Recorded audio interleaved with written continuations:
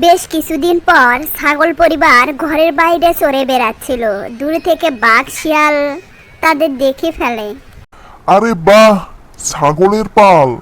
চলো বন্ধু, এই ছাগলদের আমরা শিকার করি।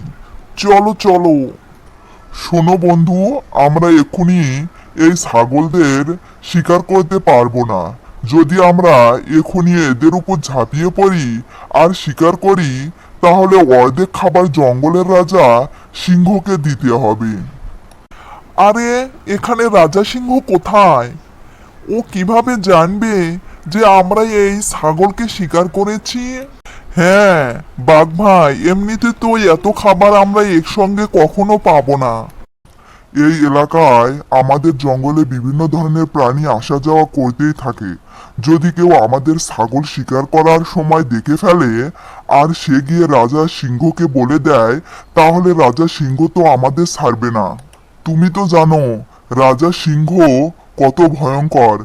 এর জন্য আমি বলি কি, এখনই নয়, আমরা এই ছাগলের শিকার কাল করব। কাল কেন? কেননা কাল জঙ্গলে খরগোশের বিয়ে, সবাই কাল খরগোশের বিয়ের দাওয়াতে থাকবে।